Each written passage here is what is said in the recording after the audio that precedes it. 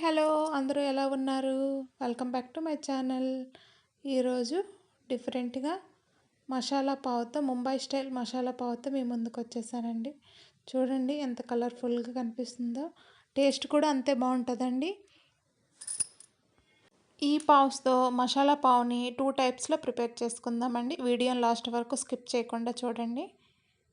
ముందుగా పావుని తీసుకొని ఇలా పీసెస్‌గా కట్ చేసుకోవాలండి. తర్వాత ఒక పాన్ తీసుకొని అందులో నెయ్యి అప్లై చేసుకోవాలి. నెయ్యి హీట్ ఎక్కాక మనం ముందుగా కట్ చేసుకున్న పావు పీసెస్‌ని వేసి వేయించుకోవాలి. తర్వాత ఇప్పుడు దాన్ని పక్కన పెట్టుకొని ఇప్పుడు కొంచెం బటర్ వేసుకోవాలి అదే పాన్‌లో. తర్వాత కొంచెం ఆయిల్ యాడ్ చేసుకోవాలి. యాడ్ చేసుకున్నాక ఆయిల్ హీట్ అయ్యాక కొంచెం జీలకర్రని యాడ్ చేసుకోవాలి. ముందుగా మనం సన్నగా కట్ చేసిన వెల్లుల్లి రెబ్బల్ని చిన్నగా కట్ చేసి వేసుకోవాలి. ఇవి వేగాక 2 పెద్ద సైజ్ ఆనియన్స్‌ని చిన్న ముక్కలుగా కట్ చేయాలి. కట్ చేసి వేసుకోవాలి. తర్వాత 2 క్యాప్సికమ్‌ని చిన్న ముక్కలుగా కట్ చేసి వేసుకోవాలి. ఒక టమాటాని మీడియం సైజ్ టమాటాని చిన్న ముక్కలుగా కట్ చేసి వేసుకోవాలి.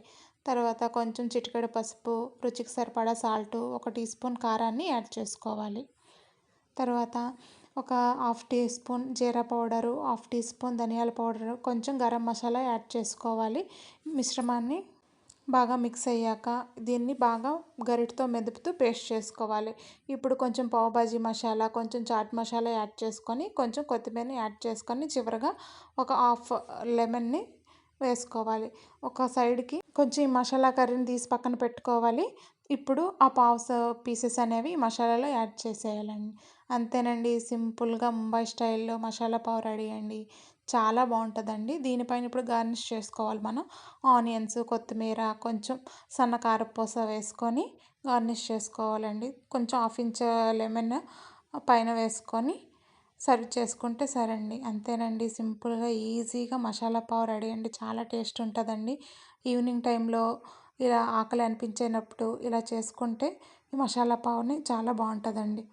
చెప్పాను కదండీ సెకండ్ మెథడ్‌ని ఎలా ప్రిపేర్ చేసుకోవాలో ఇప్పుడు చూసుకుందాం. ఇప్పుడు పాన్ తీసుకొని దానిపైన కొంచెం ఘీ అప్లై చేసి, కొంచెం పావు భాజీ మసాలా, కొంచెం చిటికెడు పసుపుని యాడ్ చేసి పావు బన్స్‌ని ఇలా వేయించుకోవాలండి 2 వైపులా. ఇప్పుడు మనం ముందుగా పక్కన తీసి పెట్టిన మసాలా కర్రీని దీనిపై యాడ్ చేసి మళ్ళీ కొంచెం పావు మసాలా వేసి వేయించుకోవాలి.